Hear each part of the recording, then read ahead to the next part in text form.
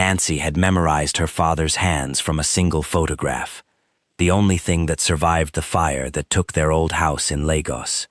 Rough knuckles, a pale scar tracing the base of his thumb, fingers curled around a teacup exactly the way the man in the gold-framed portrait behind Kim Ju-won's desk was holding his. Her voice broke loose before she could stop it. "Sir, why is my father in your office portrait?" The tray shook in her hands, coffee sliding dangerously close to the rim. She set it down on the nearest shelf and pointed anyway, her arm trembling like it belonged to someone else. "Why is my father in your office portrait?"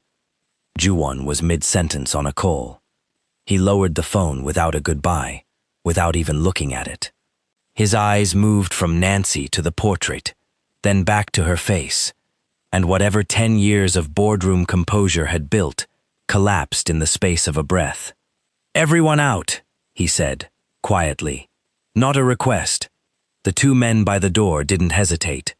The heavy timber doors clicked shut behind them, and for the first time since she'd started working in this penthouse, Nancy was alone with the most powerful man in the building, and he was looking at her like he already knew exactly who she was. He set both hands flat on the desk. "That man," he said slowly, "was my brother. Not by blood, by something stronger than blood. And for 15 years, I let the world believe he was a coward who ran." He met her eyes. "He didn't run, Nancy. He was hunted." If you want to find out what Samuel Okoya really left behind in that frame, hit subscribe and drop where in the world you're reading this from. I read every single one, and I genuinely love to say hi. Nancy stood very still, the way she used to stand when her mother would come home late from the hospital shift, with a look on her face that meant bad news was coming. Ju-won didn't sit back down.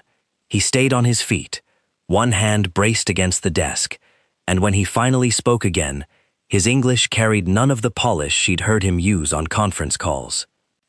"Your father and I met in Busan," he said. "I was 19, angry, already promised to the men who owned me before I understood what that meant." He glanced at the portrait, and something in his jaw tightened. "The Baeko syndicate raised me to inherit them, groomed me for it since I was a boy whose parents owed them a debt they could never repay. Samuel was the first person who ever told me I didn't have to become what they wanted." Nancy's throat had gone dry. "My father was in the Mafia. Your father was never one of them." Ju-won's voice sharpened, correcting her fast, like the distinction mattered more than anything else in the room. He worked their shipping routes as a young logistics consultant. Legitimate cargo, on paper. That's how we met. He saw what I was becoming, and he refused to let it happen. We made a pact. Blood oath, the old way, the way men still did things back then. We would build something clean, something that Chairman Beck or anyone like him didn't answer. And you did. Nancy's eyes flicked around the office, the mahogany, the skyline, the quiet hum of money. You built all this. We built it together. For 6 years, Samuel Okoya was the reason this company had a supply chain that didn't run through blood money. He restructured everything, made us untouchable, legally, financially. Baekek lost control of half his shipping revenue because your father found ways to move cargo that didn't need his ports. Ju-won's hand curled into a fist on the desktop, then released. Baek doesn't forgive men who cost him money. He forgives even less when they leave with the knowledge that could bury him. Nancy felt something crack open in her chest, old and raw. So they came for him. They came for both of us. I survived because I still had his name attached to me. Men were afraid to move against someone who might still be useful to them. Your father didn't have that protection anymore. He'd made himself a target the day he chose me over them. Ju-won finally looked at her directly, and there was something like an apology buried under the exhaustion in his face. I begged him to take you and your mother somewhere safe and disappear completely, sever every connection, including to me. He said the only way to actually protect you was to make everyone, including me, believe he was gone. Truly gone. A coward. A man who ran from his family, rather than a man who was hunted for protecting them. 15 years, Nancy whispered. You let me grow up believing he abandoned us. I let the world believe it, because the world includes people who report to Chairman Bake. If I had ever once suggested Samuel Okoya was alive, hiding, protected, Beck would have turned this city upside down to find him. And you. His gaze dropped briefly to the badge pinned to her vest, like the coincidence of her working in this building, on this floor, had only just fully landed on him. You've been 3 floors below me for 2 months, and I never made the connection. Your mother changed your surname registration when you two left Lagos. She changed a lot of things. Nancy's hand had found the edge of the shelf, gripping it for balance. We moved 4 times before I turned 10. She always said it was for work. Juwon exhaled, and for the first time she saw exactly how tired he was. Not corporate tired, not jet-lag tired. 15 years of a specific, quiet grief is tiring. There's something I need to show you. Something your father left behind before he disappeared. I've kept it in this room every day for 15 years, hoping. He stopped himself, recalibrated, hoping someone with the right key would eventually walk through that door. He moved toward the portrait. Nancy hadn't noticed until now that the frame was slightly too thick for the canvas it held. An inch of dark wood more than seemed necessary. Juwon reached up, pressed his thumb against a decorative brass corner ornament, and the entire right edge of the frame released with a soft click, swinging outward like a cabinet door. Nancy's breath caught. Nestled in a shallow, recessed compartment, wrapped in a strip of aged velvet, sat a single micro SD card no bigger than her fingernail.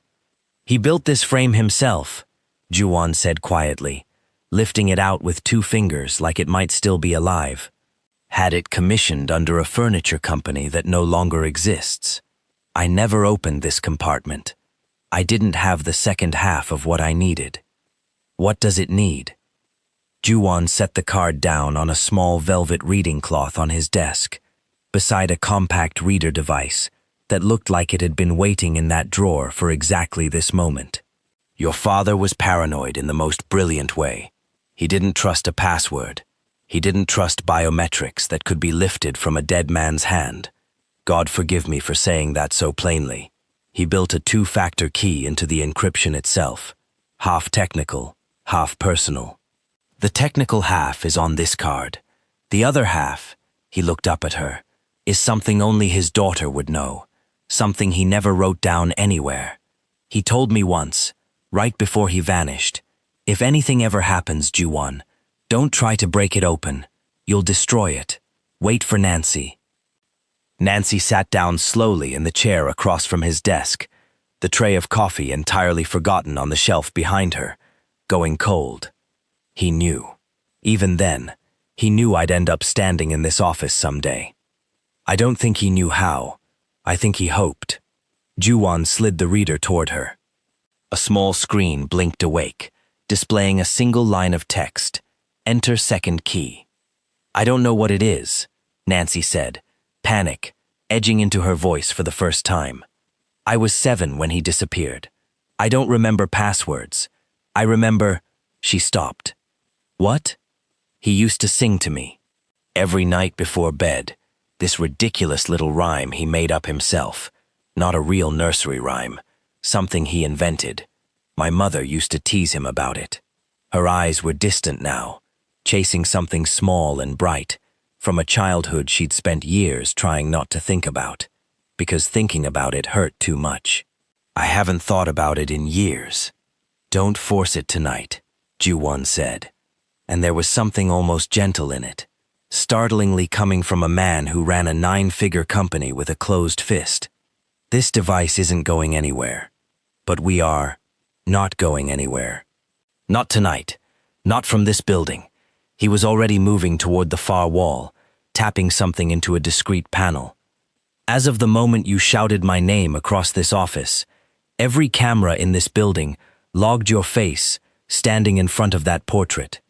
If anyone still loyal to Bake has eyes inside my own security apparatus, and after 15 years, I have to assume someone does, they now know exactly what you look like and exactly which portrait you were pointing at. Nancy felt the floor tilt slightly under her. You're saying I'm a target now, because I dropped a coffee tray and pointed at a painting.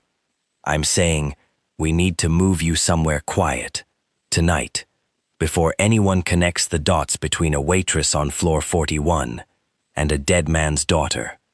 He was already shrugging into a dark overcoat, pulling car keys from a drawer instead of calling for a driver. I have a property outside the city, registered under a shell company even my own board doesn't know about.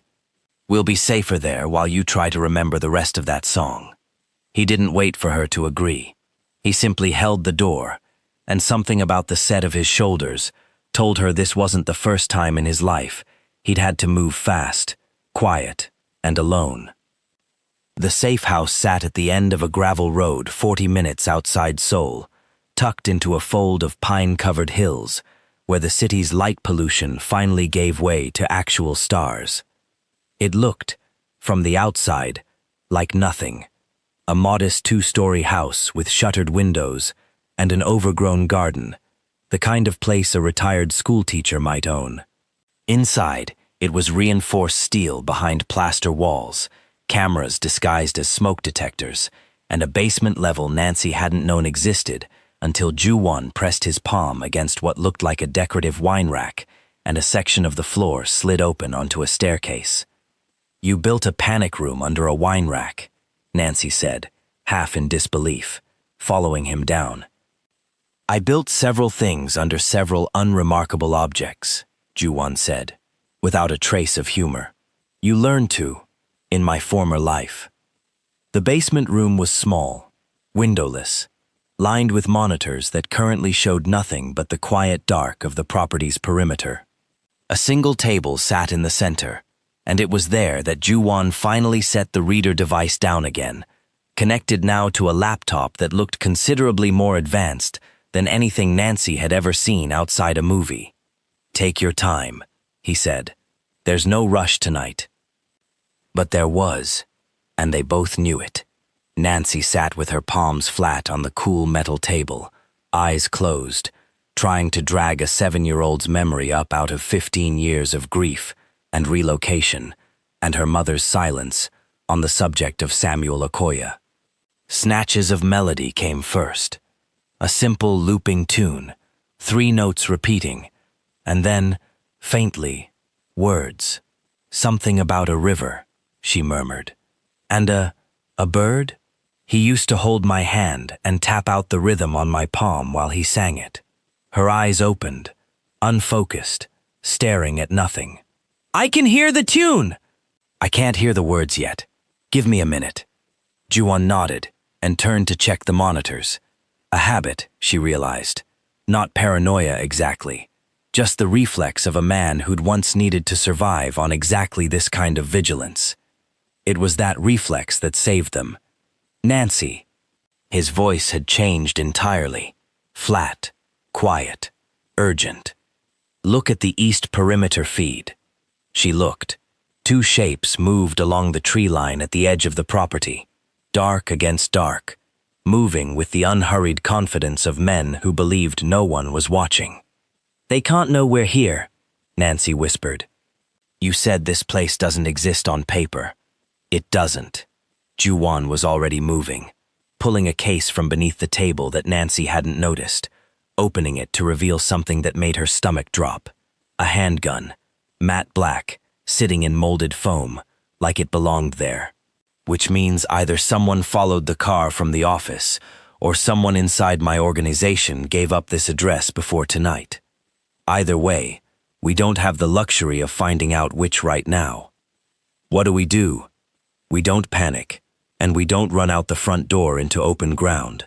He was pulling up a schematic on the laptop screen, with one hand, the other closing around the gun with a familiarity that told her This was not the first time in 15 years he'd had to remember how. There's a service tunnel under the garden, built for exactly this. It surfaces 200 meters north, near the tree line, close to where I left the second car. A dull thud sounded from somewhere above them, the front door, Nancy realized, giving way under something heavier than a knock. She flinched hard enough to knock her chair back. "Stay low, stay behind me, and don't stop moving until I tell you to," Ju-won said, and for a moment, the exhausted, grieving man from the office was entirely gone, replaced by someone colder, faster, a version of himself Nancy suspected he'd spent 15 years trying to bury. The tunnel was narrow, damp, lit only by the pale glow of Ju-won's phone, held low against his leg. Nancy kept one hand pressed against the rough concrete wall, the other clutching the reader device to her chest, refusing to let it out of her grip, even as her heart hammered against her ribs hard enough to hurt. Somewhere behind and above them, muffled through packed earth, she heard voices, sharp, clipped, speaking Korean too fast and too low for her to follow, followed by the unmistakable sound of furniture being overturned. "They're searching the house," Ju-won breathed. "That buys us maybe 90 seconds. They made it to the surface in a crouch, emerging through a false root cellar, hidden behind a thicket of overgrown azaleas. Cool night air, hitting Nancy's face, like a slap, after the tunnel's stale dark. The second car sat exactly where Ju-won had promised, unremarkable, black, parked at an angle that suggested he'd left it ready for precisely this possibility.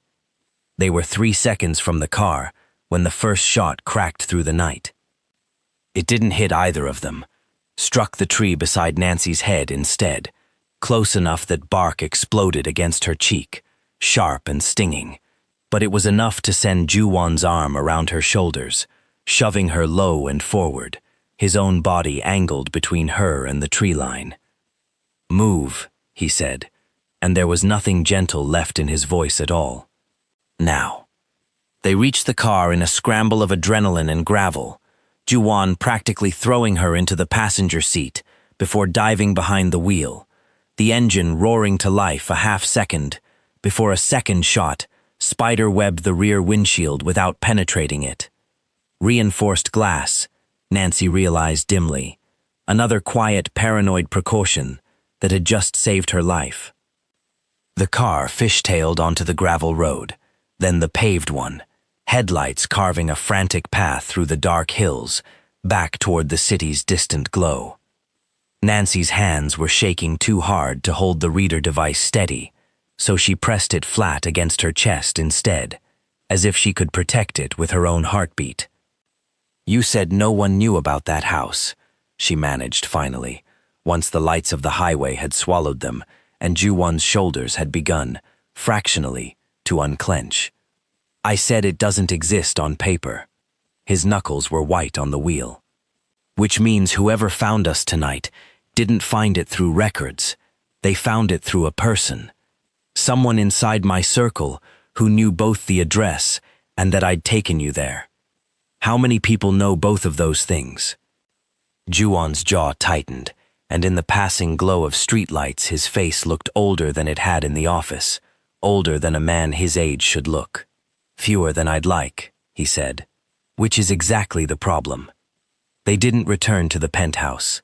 Ju-won drove instead to a nondescript apartment building in a district Nancy had never had reason to visit, the kind of place with no doorman, no cameras visible from the street, rent paid in cash by a company that traced back through 4 other companies before it disappeared entirely. It was nearly 4 a.m. by the time Nancy finally sat down on a stiff, unfamiliar couch, the reader device on the coffee table in front of her, untouched since the safe house. Ju-won made tea. Neither of them drank, and for a long while, neither of them spoke. "Your head of security," Nancy said eventually, "the one from the office tonight, the one who cleared everyone out. He knew about the safe house? Choi has known about that property for 6 years. He's been with me since before this company existed in its current form. Ju-won's voice carried a weight that told her he'd already been circling this thought, and hated where it kept landing. I trust him with my life. I have trusted him with my life, more than once. I'm not saying it's him, Nancy said carefully. I don't know him. I don't know any of this world. But you told me earlier tonight that Baekek doesn't forgive people who cost him money, and that he's spent 15 years hunting for exactly the kind of thing that's sitting on that table.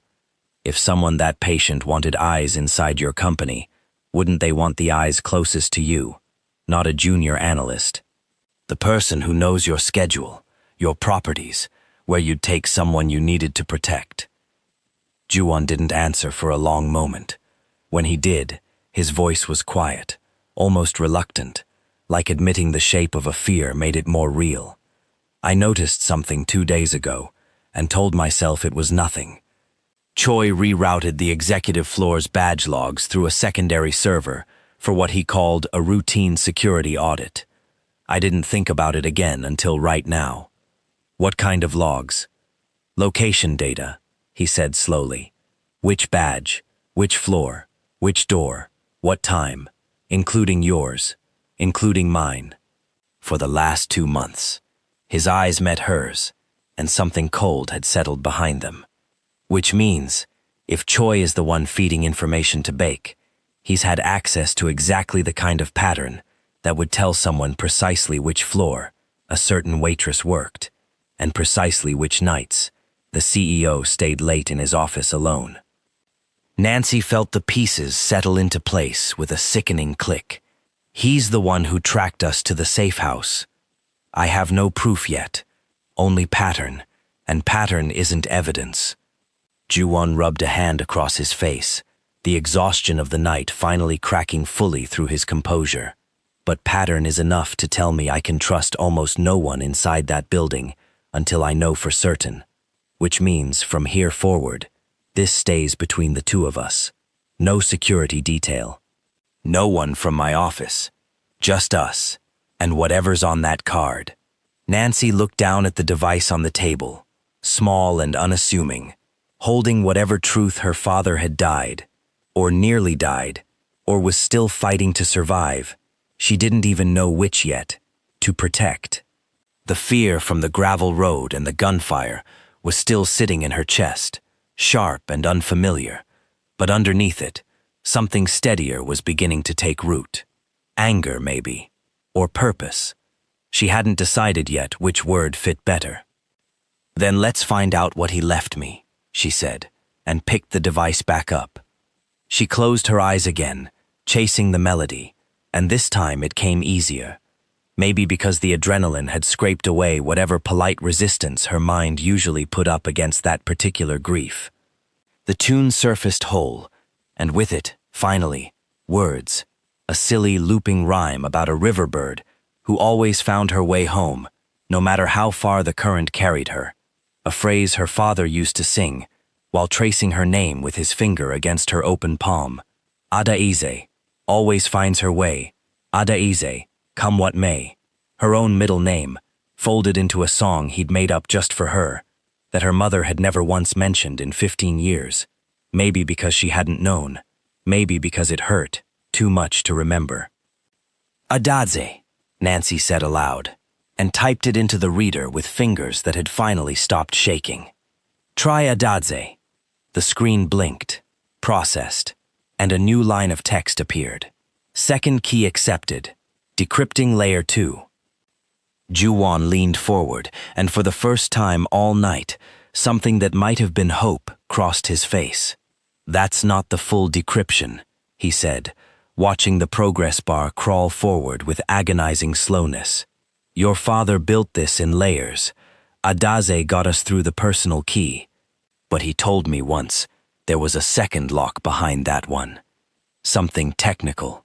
Something that would need actual work to break, not memory. The bar reached completion, and the screen resolved into a directory of files, all named in a shorthand Nancy didn't recognize, dense with numbers and abbreviations that meant nothing to her untrained eye. But nestled among them was a single audio file, time-stamped 15 years ago, Almost to the week, Samuel Okoya had vanished. Nancy's thumb hovered over it, her heart suddenly loud in her own ears. "Play it," Ju-won said softly. "Whatever's in there, you've earned the right to hear it first." She pressed play, and her father's voice, warm, steady, achingly familiar despite 15 years of silence, filled the small apartment. "Nancy, my Adeze, if you're hearing this, it means someone finally trusted you with what I couldn't give you myself. I need you to listen carefully, because what's on this card isn't just a message. It's a map. Everything Baek has built, every route, every account, every lie he's told to keep himself untouchable. It's all here, encoded, the only way I knew how to keep it safe, until you were old enough, strong enough, to know what to do with it. I didn't leave you. I promise you that, in your mother's life, I never left you. I was protecting you the only way I knew how. Now it's your turn to finish what I started.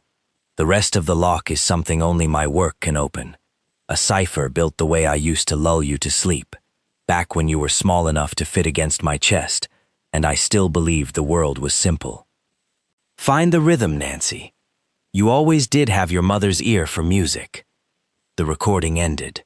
The apartment was silent, except for the distant hum of the refrigerator, and Nancy's own unsteady breathing. "He's alive," she whispered, though the recording hadn't said so directly, though 15 years, and everything Ju-won had told her tonight, should have made her more cautious than that. But something in her chest simply knew, the way she'd known the melody, the moment she'd stopped fighting to remember it. He's out there. He's still fighting this. Ju-won didn't answer right away. When he did, his voice was rough, with something he was clearly trying to keep controlled. "I believed he was dead for 15 years, Nancy. I mourned him. I built half this company as a monument to what he taught me, because I thought that was the only way I had left to honor him." He looked at the screen, at the encrypted files still waiting behind their final lock, at the daughter of the man who might, against every reasonable expectation, still be breathing somewhere out there in the dark. If that recording is right, then everything I thought I understood about the last 15 years is wrong, and we don't have the luxury of taking that slowly, not with Baek's men already inside our perimeter tonight. Nancy stared at the files, at the cipher waiting behind that final layer, something built the way he used to lull her to sleep, and felt the shape of the answer already stirring somewhere in the back of her mind, tangled up with lullabies and gravel roads, and a rhyme about a river bird who always found her way home. "Give me until morning," she said quietly. "I think I know where to start." Outside, the first gray edge of dawn was beginning to crack the Seoul skyline, and somewhere across that same city, in an office 30 floors above a street he'd once controlled through fear alone, Kim Ju-won's head of security sat awake at his own private terminal, typing a message to a number that traced, eventually, through several layers of shell accounts, to a man named Chairman Baek. "If you've made it this far, comment on the city you're watching from. I want to know exactly how far this story is traveling, while Nancy gets closer to the truth. Subscribe so you don't miss the moment the mole is finally exposed." The call came through Nancy's mother's old landline in Lagos, a number she'd kept for reasons she'd never explained. And it was that detail alone that told Nancy how long Baek had been watching them, without her ever knowing it. Her mother's voice on the phone that morning was thin and controlled in the specific way Nancy remembered from childhood, the voice she used when she was holding herself together for someone else's sake. "A man called," her mother said. "He didn't give a name.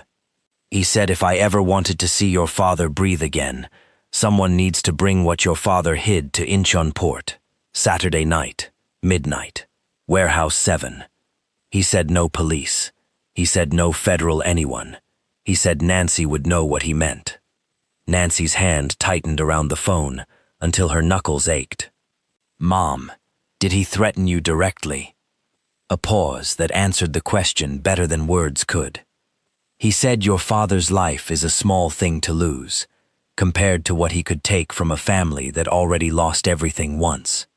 Her mother's voice cracked, just slightly, just once. Bring it, Nancy.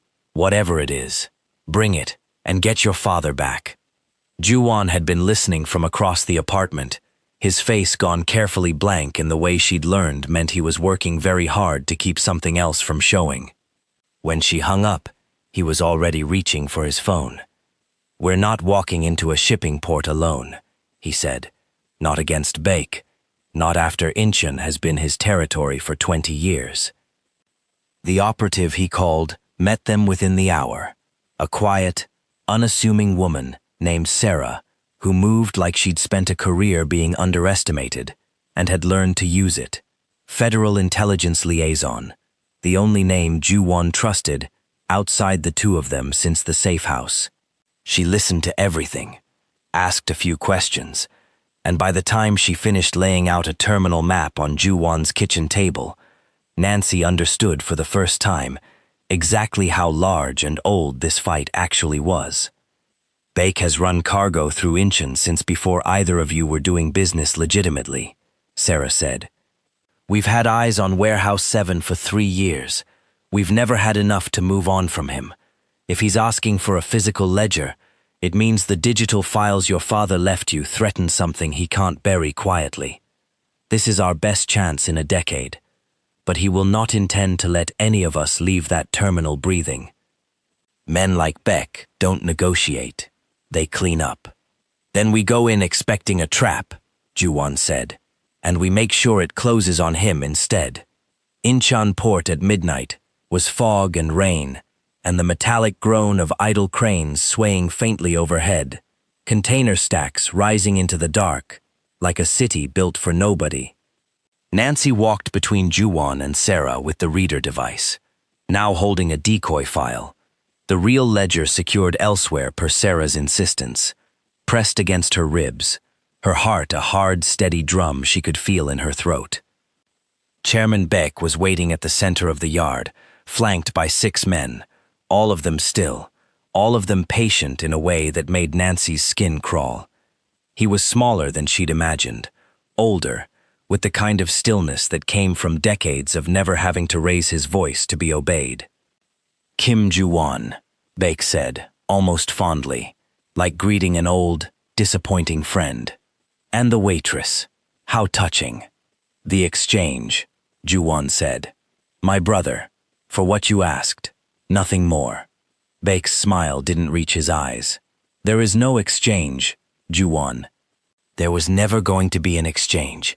You built an empire on my roots, and my patience, and Samuel Okoya cost me more than either of you will ever understand. Tonight I closed that account. He raised a hand, and the men around him raised their weapons in the same motion, practiced, unhurried. It was Ju-won who moved first, stepping deliberately into the open, arms spread, drawing every eye and every barrel toward himself, in one motion that Nancy realized, with a cold jolt, he had planned from the very beginning. You want me, Baek, not her. You've wanted me for 15 years. While Baek's attention snapped toward Ju-won, Nancy dropped low behind a stacked container, fingers already flying across the small control tablet Sarah had slipped her before they'd entered the yard. Access she'd rigged into the terminal's automated crane network an hour earlier, patched through the very same shipping systems her father had once redesigned to keep this port running clean.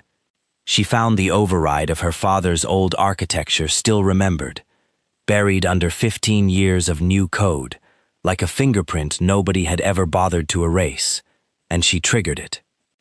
Above them, a fully loaded container lurched free of its crane cradle and dropped between Baek's men and their targets in a deafening crash of steel, scattering the group, swallowing the space in a cloud of rust and rain and confusion. In the same instant, red and blue light began flooding the fog from every access road into the terminal, sirens rising underneath the chaos. Sarah's signal, sent the moment the container hit ground, calling in agents who'd been staged just outside the perimeter, waiting for exactly this opening. Bake's men scattered. Bake did not, frozen for one long moment as federal agents poured through the gates, weapons raised, shouting orders in two languages at once. Ju-won had already moved, tackling the nearest gunman before he could turn on the agents flooding in, and Nancy was running, not toward the fighting, but past it, toward the small lit control booth at the edge of the yard that her father's old override code had, impossibly, routed her straight to. The door was unlocked. Inside, hunched over a bank of monitors that mirrored half the port's systems, sat an older man with graying hair and a neat beard, headset pressed to one ear, mid-sentence with someone on the other end of a federal line. He turned at the sound of the door, and the sentence died on his lips. "Adawezi," Samuel Okoya said, and Nancy crossed the small room and was in her father's arms before either of them said another word. 15 years collapsing into a single, shaking breath. "You've been here," she managed against his shoulder. "This whole time, you've been working with federal agents for the last 6 months, trying to build a case strong enough to end this without getting either of you killed," he said, voice rough, holding her like he was afraid she'd disappear if he loosened his grip. "I couldn't risk contact. Not until the trap was ready to close on him instead of us. I'm sorry, Nancy. I'm so sorry it took this long." Outside, through the booth's rain-streaked window, Nancy watched Chairman Beck go still under the weight of federal hands, watched Ju-won straighten slowly from the wreckage of the fight, with blood on his lip and something like disbelief breaking across his face as he saw Samuel standing at the window beside his daughter. The months that followed moved faster than Nancy could have imagined. Bake's syndicate collapsed under the weight of the ledger's full contents, federal indictments stacking against him and half his network within weeks. Samuel Okoya's name, scrubbed clean after 15 years of manufactured disgrace, was formally restored as co-founder of Ju-won's company in a quiet, dignified statement that made the business pages and, more importantly, made her mother cry for an entirely different reason than she had in years. Ju-won offered Nancy the position himself, in his office, standing in front of the same portrait that had started all of it, its frame repaired now, the hidden compartment sealed for good. "Global ethics and logistics," he said, "built on the same principles your father built this company on in the first place. I can think of no one better suited to run it than his daughter." Nancy looked at the portrait, her father and Ju-won, young men once, bound by a promise that had cost them 15 years and nearly cost them everything else besides, and thought about a waitress who used to point at that same painting with a trembling hand, not yet knowing how far the story would carry her. "I accept," she said, "on one condition. We hang a new portrait next to it. All 3 of us this time." Ju-won smiled, the first full, unguarded smile she'd seen from him since the night this all began. "Done." That's the story. Full circle. Justice served. Family whole again. If this hits you, drop a comment telling me where you're watching from. Subscribe for the next story.